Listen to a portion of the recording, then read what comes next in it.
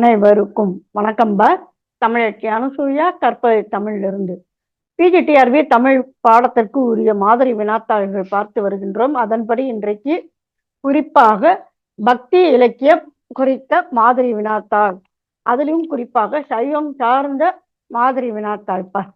சரிங்களா? வினாத்தாளை முழுமையாக பாருங்கள். நன்றி. வாங்க வினாத்தாளுக்குள் செல்லலாம்.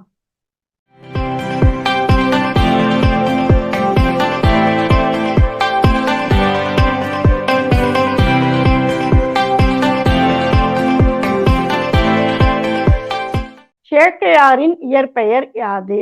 அருண்மொழி தேவர். சோழ மன்னன் மிகவும் விரும்பிய சமண காப்பியம் எது? சீவக சிந்தாமணி. எதுக்காக இந்த கருத்து அப்படின்னா உங்களுக்கே தெரியும். சீவக சிந்தாமணியை தான் அவர் ரொம்ப விரும்பி படித்தார். அப்பொழுது சேக்கிழார் நினைக்கிற, என்னடா நம்ம மன்னர் இந்த இலக்கியத்தையே திரும்ப திரும்ப படித்து கொண்டிருக்கின்றாரே என்றுதான் அவர் நினைக்கிறார். பெரிய புராணத்துக்கான முயற்சியில் அவர் இறங்குகின்றார். அதன்படி சோழ மன்னனும் அதன் பிற்பாடு சைவமாக மாறுவதாக நம்ம கடந்த பதிவுகளில் கருத்து கூறி இருக்கின்றோம்ப்பா. அதன் இணைப்பை இணைக்கின்றேன், இணைத்து படியுங்கள். சரிங்களா? பெரிய புராணத்தின் மூல நூல்கள் எவை? சுந்தரமூர்த்தி நாயனார் இயற்றிய திருத்தொண்டர் தொகை, நம்பியாண்டார் நம்பி இயற்றிய திருத்தொண்டர் திருவந்தாதி. இந்த 2 நூல்களை வைத்துத்தான் பெரிய புராணம் இயற்றப்பெறுகின்றது. திருவாலவாயுடையார் இயற்றிய பாசுரம் எது? சேரமானுக்கு இயற்றிய திருமுக பாசுரம். காரைக்கால் அம்மையார் தலையாலேயே நடந்து சென்ற இடம் எது? திருக்கையிலை.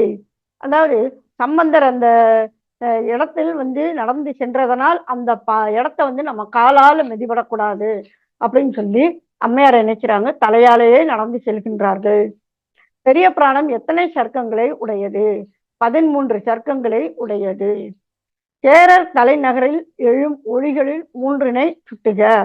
வேதம் ஓதும் ஒளி, சோலைகளில் வண்டுகளின் ஒளி, குதிரைகளின் ஒளி, நிறைய இருக்கு. அருவியில தண்ணீர் விழுகின்ற ஒளி, அப்படி நிறைய இருக்கு. சரிங்களா? அதுல 3 இதில் நாம் பார்த்தோம். ஞானசம்பந்தர் பிறந்த ஊரில் இருந்த மரங்கள் என்ன செய்தன என்று கூறுவர்? வேள்வி செய்தன என்று கூறுவர். சைவ சமய பக்தி பாடல்களில் யாருடைய பாடல்கள் பழமையானவை? இது அடிக்கடி கேட்கப்படுகின்ற வினாப்பா. காரைக்கால் அம்மையாருடையவை.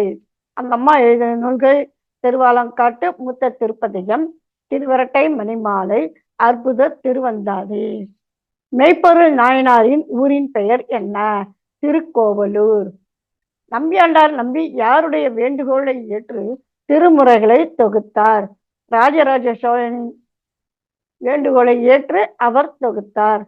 பக்தி இலக்கிய காலகட்டத்தில் வளர்ச்சி அடைந்த பாவகை எது? விருத்தப்பா. ஏன்னா அதற்கு முன்னால சிவசிந்தாமணி இதெல்லாம் இருந்தாலும் மிக பெருமளவில் வளர்ச்சி அடைந்தன என்று பார்க்கும்போது பக்தி இலக்கிய காலகட்டத்தில்தான் விருத்தப்பா மிகவும் வளர்ச்சி அடைந்தது. அதே சமயம் விருத்தப்பாவில் இயற்றப்பெற்ற முதல் காப்பிய நூல் சீவக சிந்தாமணி. சரிங்களா? 12 திருமுறையை பாடிய புலவர்களின் எண்ணிக்கை எத்தனை? 27 பேர் பாடியிருக்கின்றார்கள். இப்ப அதாவது தேவாரம் சொல்லி சொல்லுவோம். முதல் திருமுறை அப்படின்னு சொல்லி சொன்னோம். 1, 2, 3 இயற்றியவர் சம்பந்தர் அப்படின்னு சொல்லி, அது மாதிரி 4, 5, 6 திருநாவுக்கரசர், அதே மாதிரி 7 சுந்தரர் அப்படின்னு சொல்லி அதனுடைய தொகுப்பு இணைக்கிறப்ப பார்த்து கொள்ளுங்கள். சேக்கிழாரை கல்வெட்டு எப்பெயரில் குறிப்பிடுகிறது? ராமதேவர் என்று குறிப்பிடுகிறது. தத்தா நமர் என்று கூறியவர் யார்? மெய்ப்பொருள் நாயனார். அதாவது மெய்ப்பொருள் நாயனாருக்கு என்ன அப்படின்னாக்கும், நெற்றியில திருநூறு பூசி, கழுத்துல உருத்திராட்ச மாலை அணிந்து சிவபெயரை உச்சரித்து வருபவர்களே அவர் சிவன் அடியவர்கள் என்று நம்புபவர். அப்படிப்பட்டவர் முத்தநாதன் என்கின்ற இவருடைய எதிரிமணி. இவனை எப்படியாவது வீழ்த்தணும் மெய்ப்பொருள் நாயனார அப்படின்ற ஒரு எண்ணம் கொண்டவன். மனதில் கள்ள எண்ணம் கொண்டு முத்தநாதன் சிவனடியார் வேடம் பூண்டு அவன் வருகிறான். அதன்படி மெய்ப்பொருள் நாயனாரிடம் நான் ஒரு குறிப்பு கொண்டு வந்திருக்கேன், அதை உங்கள்கிட்ட வாசித்து காட்டணும் அப்படின்னு சொல்லவும் மெய்ப்பொருள் நாயனார் அதற்கேற்ப அவருக்கும் மிக்க கொடுத்து தாமும் அமருகின்றார். அவர் முத்தநாதன் கையில புத்தகம் மாதிரியான இது வைத்திருக்கின்றார். அந்த மெய்ப்பொருள் நாயனார் அதனை வணங்கி கேட்பதற்காக தலை குனியும் பொழுது முத்தநாதன் அந்த புத்தகத்தில் பாத்தீங்கன்னா அது புத்தகமே கிடையாது, புத்தக வடிவில் இருக்கின்ற ஒரு பெட்டி, சிறிய பெட்டி, கையடக்க பெட்டி, அதுக்குள்ளும் கத்தினை எடுத்து மெய்ப்பொருள் நாயனாரை குத்த செல்கின்றார். அப்பொழுது இந்த முத்தநாதம் உள்ள நுழைந்ததிலிருந்து வாசல்ல இருந்து நான் இந்த மாதிரி மெய்ப்பொருள் நாயனாரை பார்க்கணும், அவரிடம் தத்துவத்தை கூற வந்திருக்கிறேன் என்று கூறியது முதல் மெய்ப்பொருள் நாயனார் அதனை கேட்பதற்காக அமர்கின்ற வரைக்கும் முத்தநாதனுடைய செயலுக்கு ஒவ்வொன்றையும் அந்த காவல் அளி தத்தன் என்பவன் பார்த்து கொண்டிருக்கின்றான். அதனால் அவன் என்ன செய்கின்றான், முத்தநாதன் மெய்ப்பொருள் நாயனாரை குத்த செல்லும் பொழுது இவன் மெய்ப்பொருள் தத்தன் அவனை தாக்க செல்கின்றான். அப்பொழுது மெய்ப்பொருள் நாயனார் குருதி வழிய அப்படியே வீழ்ந்து கிடக்கார். அவர் சொல்றாரு, தத்தா நமர். நமர் என்றால் நம்முடைய உறவினர் அர்த்தம். அதனால அவர் நீ பதிலுக்கு தாக்காதே, அவரை பத்திரமாக கொண்டு சென்று ஊர் எல்லையில் விட்டு வருவாயாக. ஏன்னா இந்த செய்தி கேள்விப்பட்டு மக்கள் எல்லாம் நினைச்சுவாங்க, பொங்கி எழுந்து ஓடி வருவார்கள், அவனை தாக்குவார்கள். அதனால் நீ ஊர் எல்லையில் பத்திரமாக கொண்டு சென்று சேர்ப்பாயாக என்று கூறுகின்றார். அதன்படி அவரும் செல்கின்றான் தப்பனும். ஆனா அவன் திரும்பி வரும் பொழுது பார்க்கும் பொழுது நாயனார் இறந்துபடுகின்றார். இதுதான் மெய்ப்பொருள் நாயனாருடைய கதை. சரிங்களா? இந்த மாதிரி நிறைய கூற்றுகள் இருக்கின்றனப்பா, அதெல்லாம் பார்த்துக்கோங்க. சரிங்களா? தேவாரத்தில் வரும் சொல்லணிகள் யாவை? யமகம், திரிவு, ஏகபாதம். பார்த்தீங்கன்னாக்கோ முழுக்க முழுக்க பாடியவர் நம்முடைய சம்பந்தர். அவர் பாடியவை என்னென்ன அப்படிங்கிறதுக்கான தனி பதிவு இருக்குதுப்பா, இணைக்கின்றேன், இணைத்து படியுங்கள். சிவனுக்கு கோச்செங்கண்ணான் கோவில் கட்டியது தேவாரத்தில் குறிப்பிட்டவர் யார்? திருநாவுக்கரசர். மூத்த நாயனார் திருவரட்டை மணிமாலை யாரை பற்றிய நூல்? விநாயகரை பற்றிய நூல். பெரிய புராணத்திற்கு உரை எழுதியவர் யார்? கே சுப்பிரமணிய முதலியார். அர்த்த வினா பொறுத்துக்க. திருக்கண்ணப்பர் திருமரம், சிவபெருமான் திருவந்தாரி, சேத்திர வெண்பா, மூத்த பிள்ளையார் திருமும்மணி கோவை, கல்லாடர் கபிலதேவர் ஐயடிகள் அதிராடிகள்.